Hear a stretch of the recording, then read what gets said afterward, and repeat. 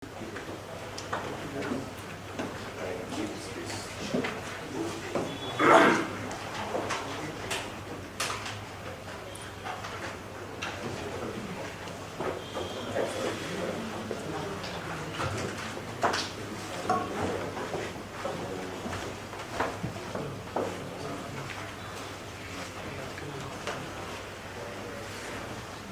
evening. It is a privilege to be here. The Vidhi Center for Legal Policy's two previous annual lectures were by Justice Chiraneshwar and Justice Rumapal, and that makes this invitation a very special honor. My thanks to R.K. Gupta and his team at Vidhi. My topic today is a difficult one. I have attempted to shape it as best I could, but there is at least one thing I cannot and will not be doing. Reciting which judgment of which court of how many judges said what, even if time permitted it, which it does not. And while it is the stuff of much entertainment for judges and lawyers, I imagine most would find it very dull indeed. History, culture, art, liberty, constitutional rights and freedoms, in a word, everything that defines us or should define us, are among the most fundamental issues that affect any body politic.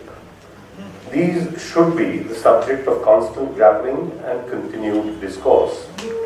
Not only is the space for this kind of discourse shrinking in this country, but, and perhaps more troubling, the discourse itself is increasingly regarded as irrelevant. It is not.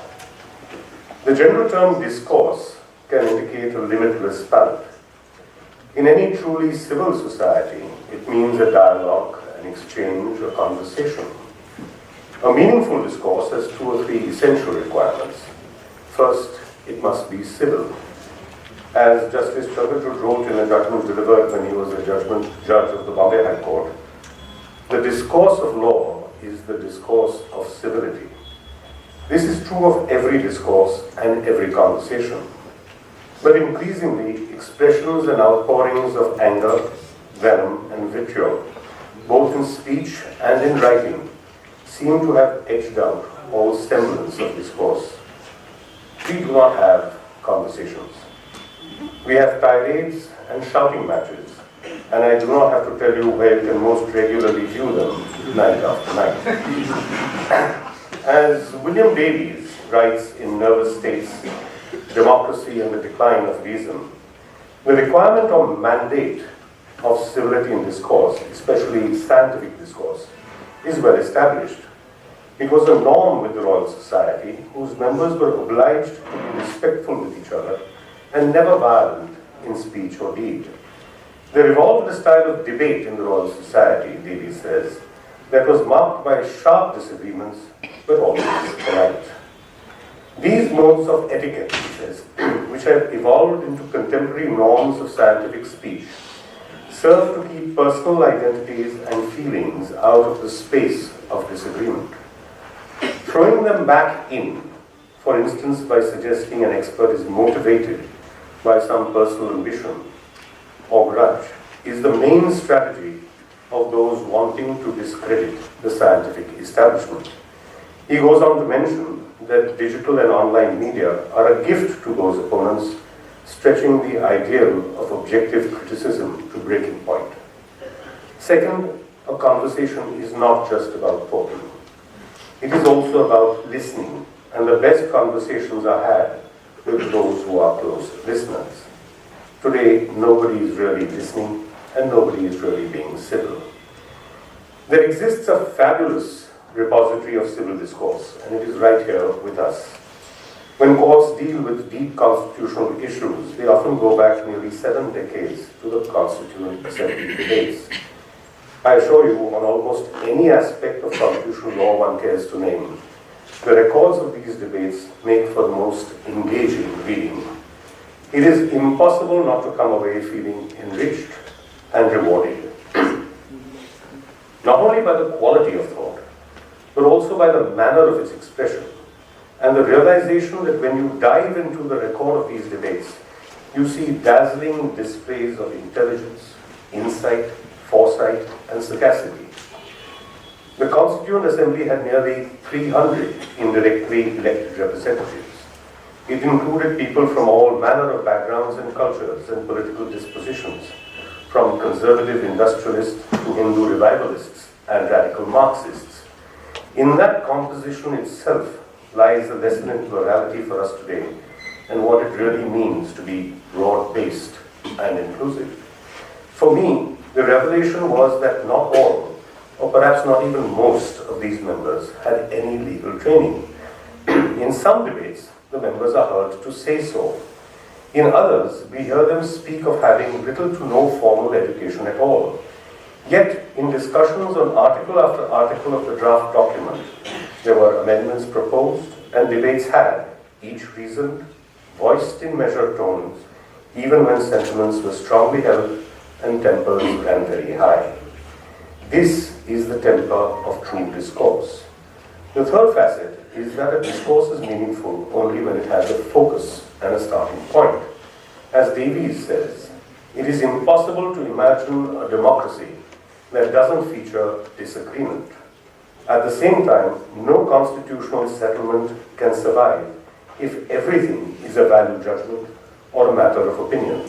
There must be some commonly agreed starting point that all are willing to recognize before democratic politics can begin. If therefore we simply say we should have more conversation or that we should have more civil discourse, this is less than helpful. We must know what it is that we are talking about in a civil manner with careful thought and listening, and why. I propose this evening to place before you one area that seems to me to have been almost entirely neglected in our contemporary conversations. I refer to the institutions of a democratic republic and their relationship with government and the people. Let me first say at the beginning that I do not refer to any particular government nor to any particular policy, action or statute. My focus is on the political and legal theory underlying the functioning of institutions in a liberal democracy to show why a certain method of functioning is critical to the maintenance and survival of liberalism in a democratic republic, which is to say, a democracy not governed by the majority or the mob rule, but by the rule of law. Let me explain quickly what I mean by institutions. I do not really mean institutes, and I do not mean any particular organization. The term, at least for this evening, means a set of relatively formalized bodies that function under some statute or enactment with some regulatory oversight. In itself, this is also perhaps too broad. I do not propose this evening to address any aspects relating to the judiciary, the legislatures, or bodies like the Election Commission, the CAG, the Reserve Bank of India, and so on.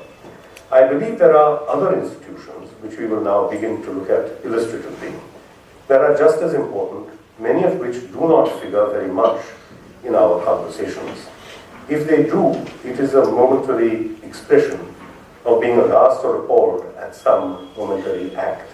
I will argue that these institutions and others like them are essential to the survival of a civil society in a constitutional system of governance like ours. I will attempt an explanation of why I strongly believe that it is imperative to accord to these institutions this thing we will now discuss, autonomy.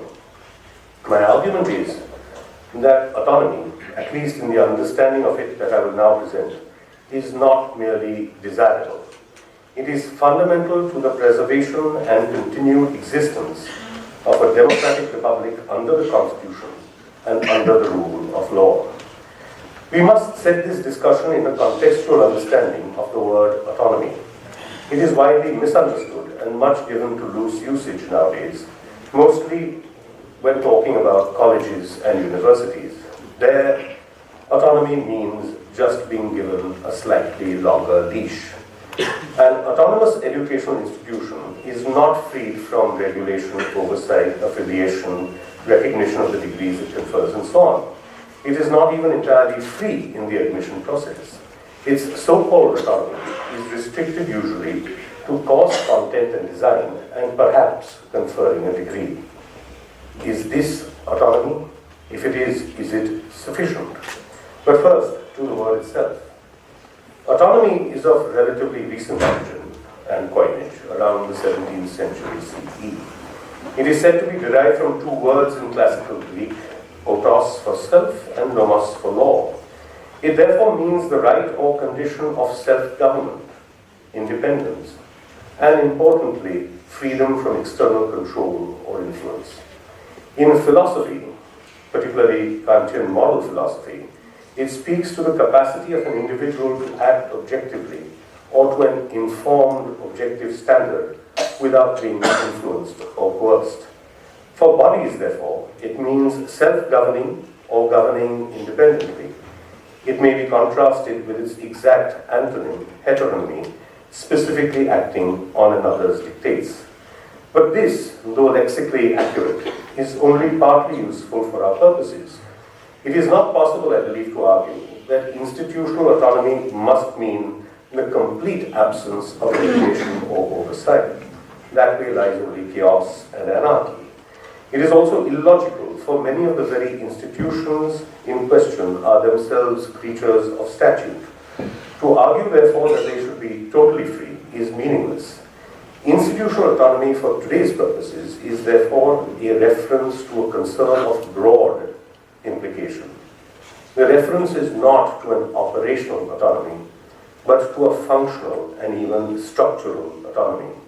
It does not mean being anarchically free from oversight, but it does mean not hewing or being compelled to hew to any particular political or social ideology, most especially that of a government in power. This will serve as our working definition. No discussion on institutional autonomy can avoid a reference to what passes for the system of education in this country, particularly post-school. At the broadest level, even the most casual look around suggests that we have utterly lost our way. And education is not just the acquisition of technical skills and proficiency, yet it is to that we have reduced ourselves for the most part. The demands for technical courses grow, while those in academic disciplines shrink. To have a true education is to be steeped in a discipline, and perhaps more importantly, to acquire that elusive ability to constantly teach oneself, to be willing to be forever a student. It is not about copying or learning or applying only that which has been told to us. The perception is that we need more doctors, engineers, accountants, lawyers, but not historians, philosophers, mathematicians, economists, scientists in both the social and physical sciences. Now, couple this perception with that quintessentially Indian horror of money, and you have all the makings of an educational catastrophe. This decline began with the statutory prohibition on this thing called a capitation fee by colleges, particularly medical colleges. It refers to the administrations of these colleges charging an extra premium amount, sometimes disguised as a donation, as a condition to college or university admission and enrollment. Never mind that the terminology is inaccurate, that was our common understanding of it. There is nothing wrong per se with regulating or capping fees or preventing extortionate demands.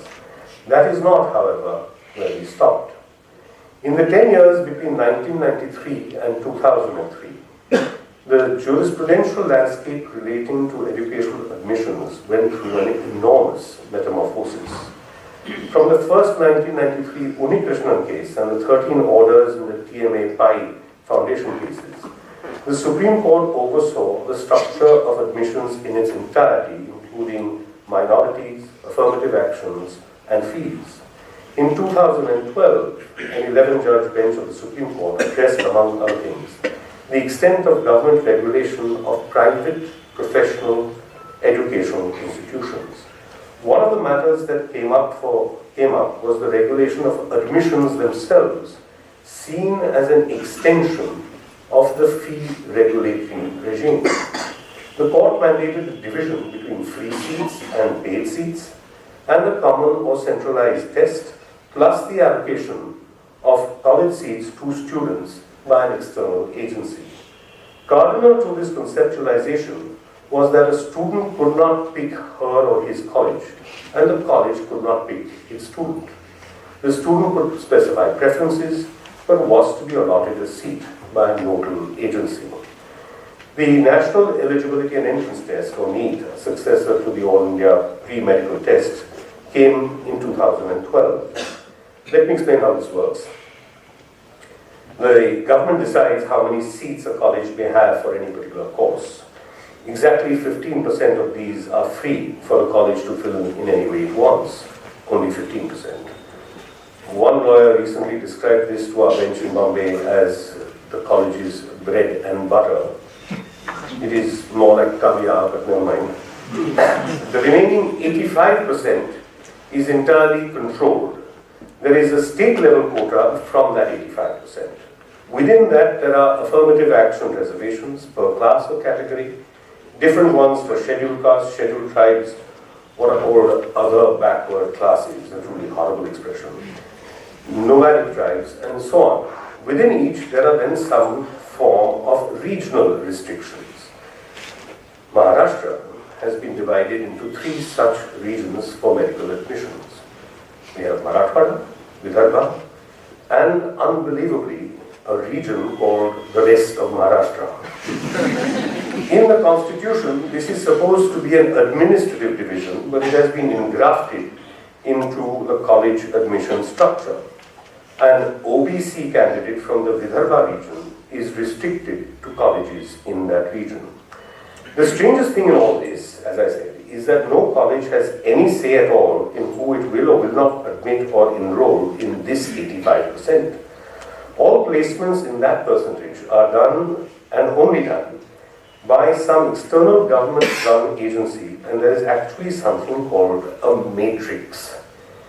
This is a computer-generated prioritized listing. The student herself or himself has no option to select this or that college. She or he may indicate preferences, but then must accept whatever is allotted and go to that college or lose a year and try again in an exercise known as betterment. If this sounds bizarre, it is, and it has become the victim of unintended consequences. In the last academic year, several thousand seats in Maharashtra went unfilled. All these were in properly affiliated colleges, but all these colleges were outside the major metros. Within the major metropolitan areas, the problem was the reverse, overcrowding. Everyone wanted a college in Mumbai or Pune, and there was at least one case before us where the physical size of the classroom was too small to accommodate a randomly increased intake by the regulator. The increase was for no reason we could tell, with the result that students were standing in the corridors and hallways outside. 3 or 4 such highly fancied colleges went full. Others, because of their geographical locations, ran to empty rooms. This has a downstream effect because if a college does not fill its seat, its next year's intake might be reduced. This control extends to curriculum design too. In another case, there was a problem with one particular course, sculpture. This was not specifically mentioned anywhere, neither in the fine arts nor in the applied arts. And since all these courses are compulsorily approved, regulated, and controlled by an All India body, some 60-odd aspiring sculptors were left in this sculptural twilight zone, wanting to study it, but unable to do so because it was not recognized or approved. This kind of top-down external structure, re-engineering, undermines educational institutional autonomy in a fundamental way. One can have no argument at all against some level of capping of fees to be charged, as I said, or on a reasonable direct affirmative action scheme. But to allow for this level of regulatory overreach presents another problem, one to which we have shut our eyes. The problem is this. What is being done in these institutes, of which there are vast numbers, is only a skill set training. That freeing and opening of a young student's mind, that expansion of horizons so essential to a true education, are eliminated by removing autonomy from the equation. Contrast this with any educational system in England or America, our two most sought-after educational destinations, even for those scrambling to get into our professional training institutes. Can you really imagine anyone telling the law, medicine, or engineering schools at Harvard, Stanford, Columbia, Yale, Oxford, or Cambridge that they can have no say in their student admissions, and that who is to be admitted to which school or college will be determined by some state-controlled computer software? As I said, this reduces education to a technical skill acquisition exercise, and it reduces what should be centers of learning and education to little more than coaching classes. The contrast with the few islands of education that remain is startling. There are some that do still provide the true experience of learning and education. The IITs are one example, and they have been outside this deep admission dominance by the government for a long time. There are other examples as well, JNU and other universities here, and to some extent, some colleges and institutions in Bombay. The autonomy, and I speak now of the working definition with which we began, of these and similar institutions makes space for something I believe is integral to any education, to any system of teaching and learning: doubt. In a recent IIT Mumbai case before us, there was a question on a different issue, gender discrimination and harassment. But the backstory was that institute's explicit support for the right to speak freely, to doubt, to question, and to dissent. And that disagreement in the student body was entirely political, rooted in belief, ideology, faith, and an interpretation of secularism and liberty. This in an engineering institute. This commitment to a plurality of voices and space for dissent is crucial to any educational institution. The continuance of this commitment and its ideal, its maintenance and preservation, are tied hand and foot to the right of the institution to take an independent decision, hence autonomy, about the composition of its student body, given certain reasonable requirements. If you take away that right, I would argue, by an external determination of the student body, you take away the space and opportunity for this fundamental construct. Educational institutions throughout history have always been the crucibles and birthplaces of dissent and opposition, spaces for the positioning of countervailing perspectives.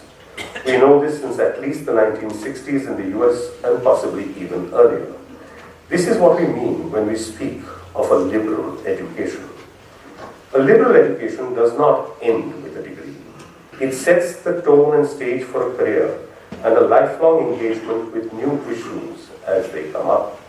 If a true educational institution is the birthplace of liberal thought, then a life after and outside, and that includes governance, law, and politics, is the battlefield for a continued defense of liberalism.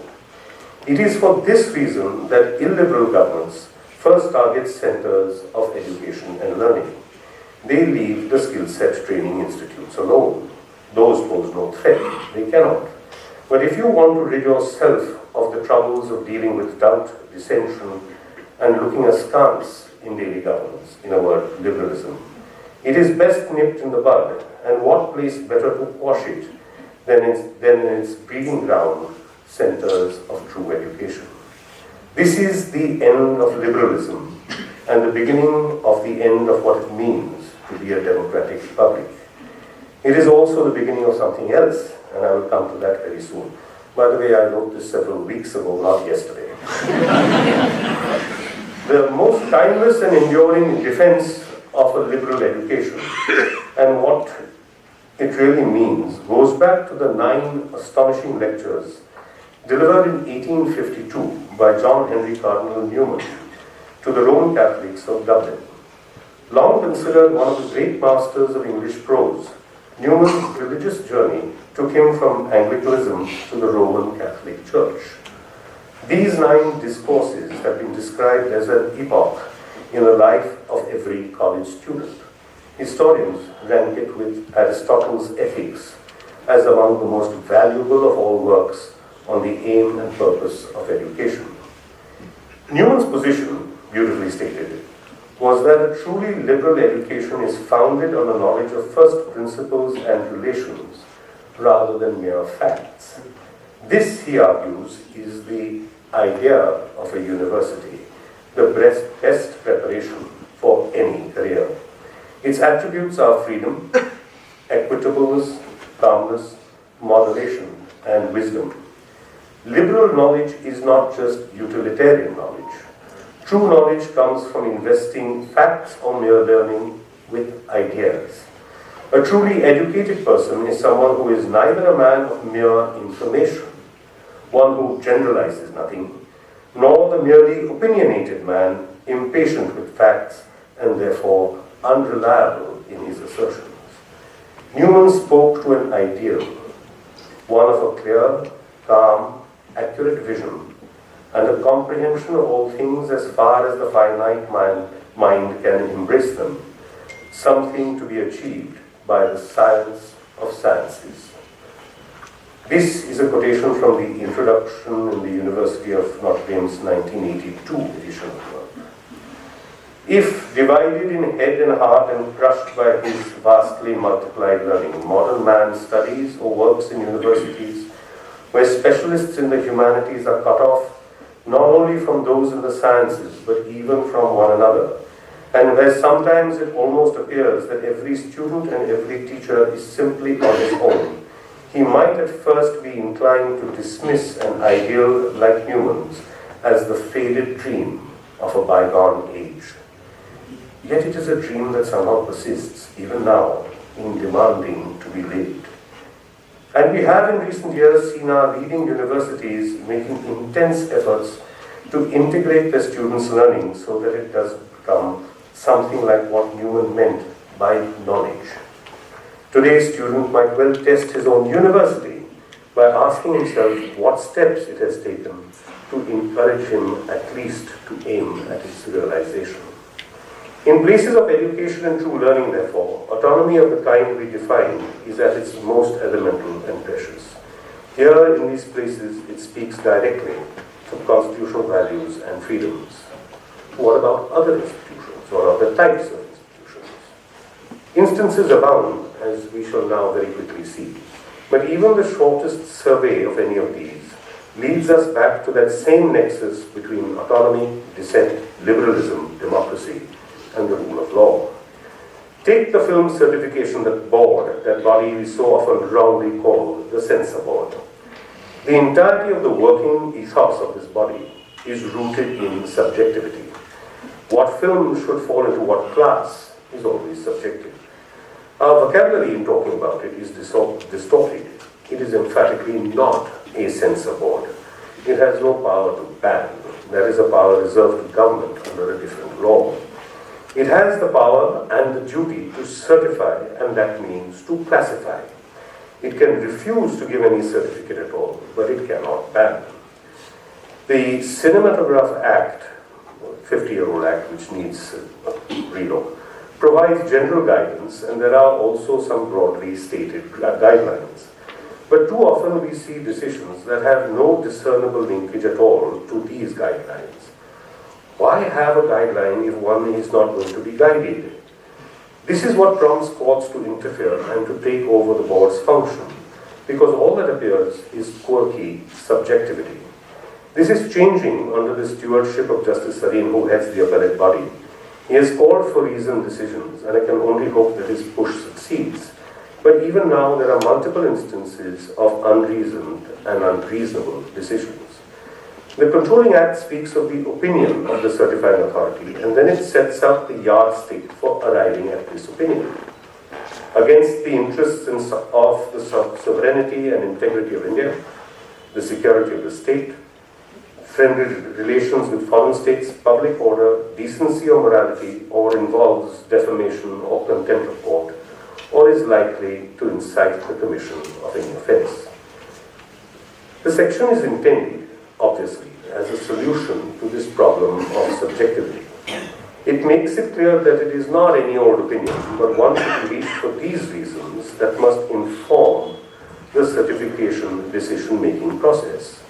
Of these, the most difficult parameters are decency, morality, and the likelihood of incitement to an offense. In a word, just how much is too much? And what precisely are the qualifications of the certifications board's members to take a call for a nation of over 1 billion people when it comes to what is decent or moral? Is showing skin indecent? How much skin? What body parts are we talking about? Is telling of an extramarital relationship immoral? Neither is rare or unknown in real life. Why should real life be the stuff only of candy floss? Life is as often raw, visceral, savage, and barbaric as it is beautiful and full of grace. And let us not forget this. Art imitates life. Therefore, we can no more control an artistic vision than we can control a human being's actions in reality. What the act cautions the body to do is therefore be judicious and circumspect, and most emphatically, not to give vent to personal likes, dislikes, and prejudices. There is a case therefore to be made for less regulation, not more, and to do away with the power to order, that is to command, excisions or cuts in movies. No certification board should, I believe, ever indicate what should be cut. Why a director or author decides to portray something in a particular fashion is a question of a highly individualized artistic sensibility. Consider this. A close-up in a movie of a hand holding a cutthroat razor, slitting the held open eye of an animal, or is it a woman, and vitreous fluid spilling out. There is no plot to this work. Would we order a cut? Why? This is from one of the classics of world cinema, Louis Buñuel's Un Chien Andalou. Another example. A woman is gang raped. To keep her from revealing the identity of her assailants, they cut out her tongue and lop off her hands, replacing them with tree branches. When she is rescued and her rescuer begs her to reveal the identity of her attackers, she leans towards the camera and opens her bloodied mouth in a silent scream. Later in this very work, a king is asked whether a father should kill his daughter if she has been raped. The king agrees and says yes, she should. And the father snaps his raped and dismembered daughter's neck. What would we do with a work like this? Would we pause and ask ourselves if this is art or literature or merely gruesome and unnecessary bloodletting and mindless violence? The film is by Julie Taymor, her directorial debut. It features Anthony Hopkins and Jessica Lange. It is called Titus, and it is an adaptation of a work called Titus Andronicus, written by William Shakespeare. Would that make us change our mind? For the Film Certification Board, therefore, we have twin demands. A narrow tailoring of what it can and cannot do, and given that, a functional autonomy. A too amorphous latitude in the first leads to unacceptable subjectivity, and a lack of autonomy, the second part, brings us to unacceptable intrusions into artistic freedom. Again, to illiberalism and the stifling of dissent. When such autonomy is compromised by a real or perceived, externally imposed or self-imposed, adherence to what might or might not be palatable to those currently in power or to a particular political ideology, we are then headed in exactly the opposite direction from our constitutional mandate. We then have all the trappings of a fascist state. Authoritarianism can take different forms. It is most visible when imposed top-down, as we can so often see in brutal regimes. But the other way of undermining a society predicated on individual liberty is to eviscerate public institutions from the inside out. One way of doing this is, naturally, to compromise their independence in decision-making, that is to say, their autonomy. Jason Stanley's book, How Fascism Works, The Politics of Us and Them, is a superb and eminently readable analysis of the methods of this dismantling. Fascist states focus on dismantling the rule of law and replacing it with the dictates of individual rulers or party bosses, and incidentally, an independent judiciary is a favorite target. Tyranny, Stanley explains, referencing Socrates' argument in Book 8 of Plato's Republic, is often the result of a strong man seizing democracy's commitment to liberty and speech and using it against itself to consolidate his position and undermine democracy itself. The essence of fascism is its rejection of pluralism and tolerance. These are very real perils for any government. I would argue that any government, either explicitly or implicitly, demands this sort of fidelity is a government that before long is doomed to catastrophic collapse and oblivion. A liberal democracy founded on a constitutional precept is not just a concept. It is, as Tom Ginsburg and Aziz Haq say in How to Save a Constitutional Democracy, a matter of daily practice. This practice depends on a degree of institutional differentiation. The doctrine of powers, separation of powers, we all know, is one dimension of this. But it also depends on key institutions that are born from constitutional ideals and are to be informed by those ideals, remaining autonomous and true to the intent of their governing statutes, not to a malleable, immediate political expediency. Many of the most egregious transgressions of liberties come not from the leaders themselves, but from civil servants and bureaucrats tasked with policy implementation or governing this or that institutional body. Parallel to the Film Certification Board are our state-controlled cultural and art institutions. For the same reasons, they too must be allowed to function autonomously in service of their primary purposes.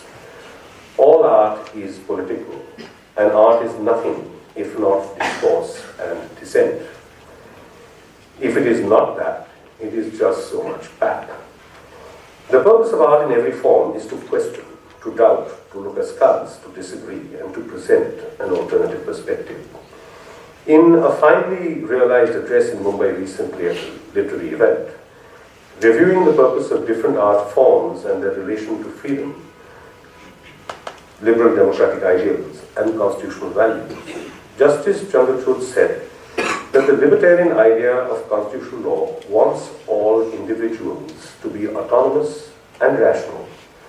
Yet individual autonomy is fragile. Institutional autonomy needs to be made of stronger stuff. Conformity to a political or socio-ethnic ideology takes away dissent, and by prohibiting it in a designated art space, takes away the physical space for dissent. It must, I argue, be open to the director of a museum or an art institute to insist that an art or his work has value and meaning, even if it is directly opposed to or even questions or taunts a particular ideology or stated political intent. In India, this is perhaps much more important than we realize or acknowledge for one overarching reason. The single largest patron of the arts in India is the government. We do not have the kind of mammoth endowments that museums and art centers, especially in America, do. But a lack of financial autonomy must not ever be allowed to translate into a stripping of functional autonomy. If we permit that, we suppress and subjugate art. If we do that to prevent the articulation of an opposing or countervailing narrative or perspective, then we drive ourselves away from our stated constitutional ideals to a place of illiberal conformity. Here is my real problem with conformity and illiberalism. It is unspeakably boring. It is a land of pretty pictures, but nothing that will challenge, question, doubt, or disturb. Illiberalism speaks to a fulfillment of predictability, of only presenting the already known. Liberalism is about anticipation and the exhilaration of uncertainty, of not knowing what lies ahead. As Julian Barnes wrote so brilliantly in Flaubert's Parrot, the greatest pleasure in life is the pleasure of anticipation. Who needs to burst into fulfillment's desolate attic? There is one other institution to which I must make reference, and again, this is something I wrote 3 weeks ago. It is the statutory body constituted under the Right to Information Act. It seems to me utterly illogical and absurd that this body should be anything but autonomous, and possibly the most autonomous of all. Its primary target in its statutorily mandated work is the government itself. To alter its composition and curtail its remit, so it serves the government rather than the people for whom it was meant, is an unspeakable travesty. This approach is another inside-out damaging of institutional autonomy, and it achieves an authoritarian purpose while damaging the fabric of a liberal democracy. The right to know is a game changer, like the Right to Education Act, and it is a powerful check on government excess. To be sure, the Act can be abused, but the fact that a statute can be abused is only a call for a judicious approach in dealing with such attempted abuse, not a reason to jettison the rationale of the statute altogether. My argument today is that a government, any government, that claims to be dedicated to the Constitution, to democracy, and to liberalism, has nothing at all to fear from according a wide functional autonomy to its institutions and their processes. The future of such a government is all but assured. Ideas are bulletproof. Dissent is what dissent does, and it takes no defined form and is therefore impossible to stamp out. A government that instead demands or even expects ideological conformity from its key institutions and thereby shrinks the space for dissent is an illiberal and undemocratic government that acts contrary to a fundamental tenet of our constitutionalism. Any government that demands such ideological conformity hunts the snark. It is a venture doomed to failure. Again, as I said at the beginning, this is not about any particular government or even any particular ideology, let alone any specific state action or enactment.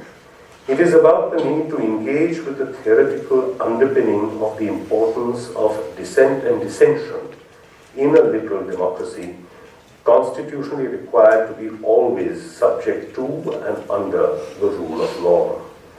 There are therefore the conflicting choices before us today. To one side is the perceived political threat that all dissent poses, whatever its form. On the other is the peril of a loss of liberalism, freedom, democracy, and the rule of law. Scylla and Charybdis were two mythical sea monsters from Greek mythology. They lay on either side of the narrow strait of Messina between Sicily and Calabria. Scylla was a six-headed monster, or sometimes called a rock shoal, on the mainland, the Calabrian side. Charybdis was a horrific whirlpool off the coast of Sicily. Between them, they posed an inescapable threat to voyagers. Heroes from classical Greek mythology, including Odysseus and Jason, had to pass between these two perils.